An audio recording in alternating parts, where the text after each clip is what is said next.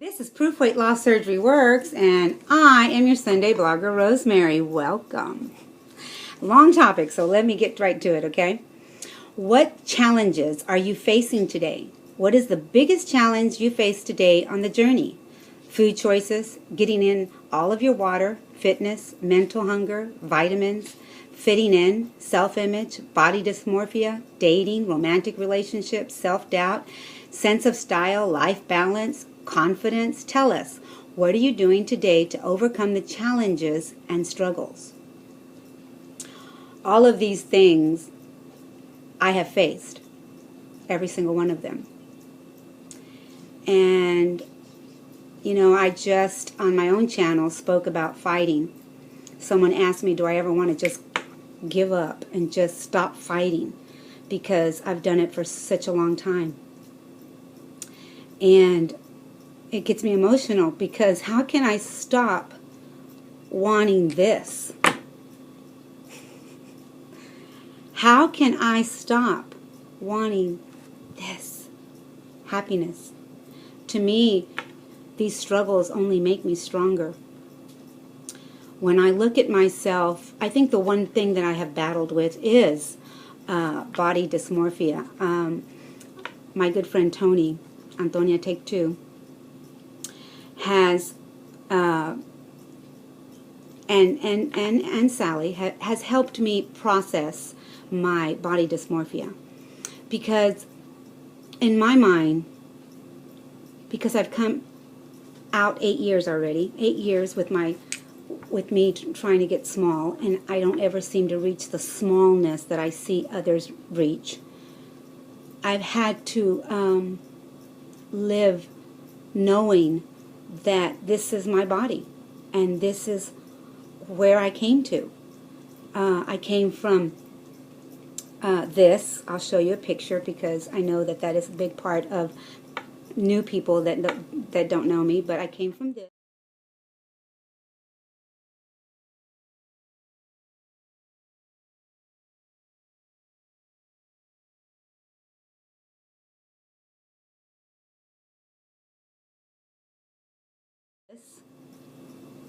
To this. And I still look at myself in the mirror and go, why can't you get smaller? Why is it, you know, I fight with that every day. It's a love-hate relationship, because I love who I am now. I love the fact that it doesn't take much to think about what I'm going to wear for the day, because anything in my closet fits now. Before, I had to struggle. Okay, that didn't fit, throw it to the side. Nope, that's too tight, throw it to the side. You know, things like that. So, but the big thing for me would be body dysmorphia. Looking at myself, wanting to look smaller, wanting to have smaller legs, which I have accomplished, but still not to the point where I can wear a size 6 jeans. I can wear a 8, 10, and it still depends on the stylist, you know. So that is one of my things that I've had to deal with. Life balances. You know, it's always a give and take. You know, the scale might do this sometimes with my issues, or the scale might do this, or the scale sometimes does this. It depends on where I'm at in my journey. Mental hunger has played a big part in my life. I always now I say to myself, Rosemary, are you really hungry? Have you tried even drinking water today to make sure that it's not thirst? That was one thing that I used to struggle with. I don't struggle with it as much anymore, because my trick that I have done for me is keeping 4 32-ounce bottles of water in the refrigerator. And so I visually, because I'm a visual person, I visually see me finishing them. And when it's even hotter, I live in raisin country. You guys know that. Fresno is a raisin country, and it's very hot. It gets very hot here. And so I try and now I've been trying to drink 5 32-ounce and succeeding because it's so hot.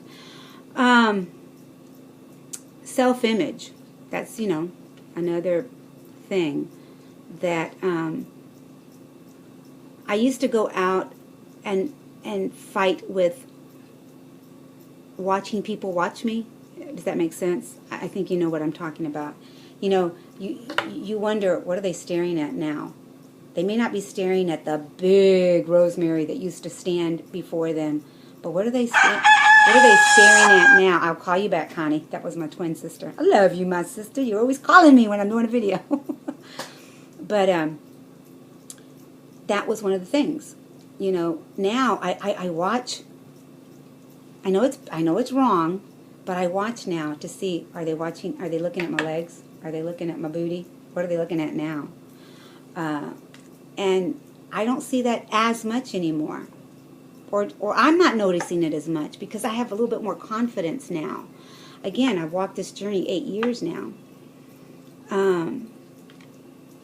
My sense of style, I've always been a stylish type of person.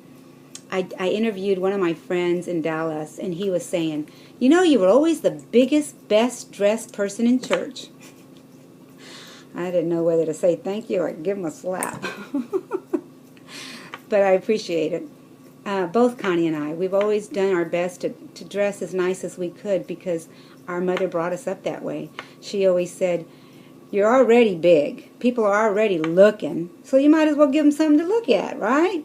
I want you to, she would not allow us to even go to the 7-Eleven, the corner store, without being dressed nice. So I appreciate my mother doing that for us, teaching us that it didn't, just because you're big doesn't mean you can't find the nicest item to wear. And she was a seamstress, so she made a bunch of our clothes. What are you doing today to overcome the challenges and the struggles? The biggest thing that I could tell you that has helped me is me talking to me. I process everything now, and that was one of the things that I learned from Miss Sally, Cabernet Queen.